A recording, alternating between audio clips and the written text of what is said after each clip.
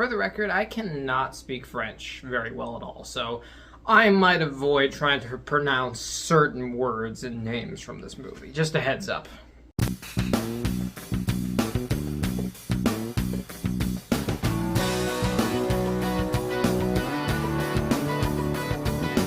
The Worst Ones is a foreign film that comes to us from French directors Lisa Coca and Romain Goyer and is being released currently in America. And this film tells the story of a small film that's going to be shot in a very small town in France where a bunch of students are gathered from all around to act and work on the film. However, some of them having a few more issues and being a little bit more of trouble kids than others raises the question if this film will really go as smoothly as everyone is anticipating that it will. So I love movies that are very proud of wearing on their sleeves the love they have for film and oftentimes going back to personal roots for movies. And also on top of that, I'm a genuinely large fan of foreign film. So I had a lot of reasons to go see this. And unfortunately, I didn't see it when it first came out. It was on Friday, but I saw John Wick instead. After seeing this movie, it's mind-bogglingly fantastic. This movie is comedic and dramatic in the perfect ways. It knows when to turn one on, when to turn the other one off, and when to have them both on at the exact same time.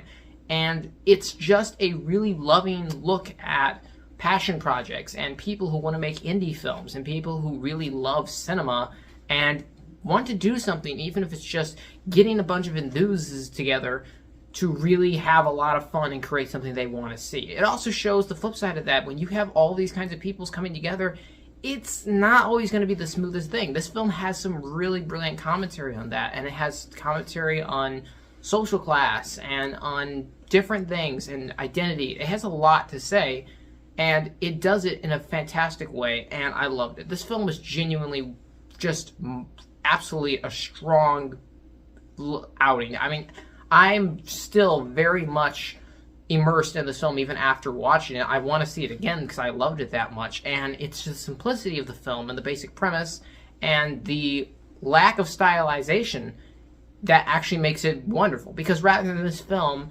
swinging a camera around doing cinematic shots with light flares and huge music, it's just simply shot as a lot of European films are. It's just basic filming, and it takes time with shots to linger on a character and to let multiple people be in a shot doing multiple things at once while people speak over each other and you hear absolutely insane things said, and it's fantastic for that. Another thing I really like is the fact that they seem like humans in this movie. Everyone in this movie is just fantastic, and everyone has characters that are just so entertaining to watch and so investing to listen to. They're just well written. The script in here is such a fantastic script. It's really, really solid writing in here, and it flushes out everyone and everything as much as it can while not feeling bloated and not feeling like it just completely went over the top and stretched into the stratosphere of absolute insanity.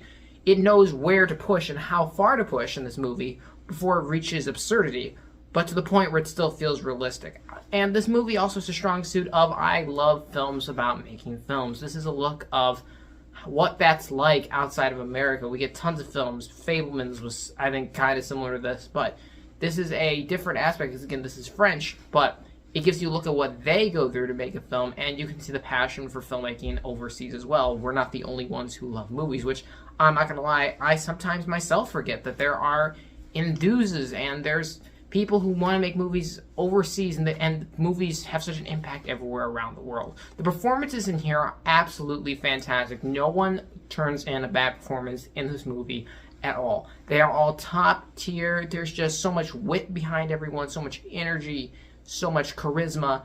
It's just endless amounts of talent put to screen behind the camera and in front of it, which make for an absolutely fantastic film. The aesthetic in here is beautiful. It's pretty much shot in a few locations, and those are all you really need for this to feel fully fleshed out.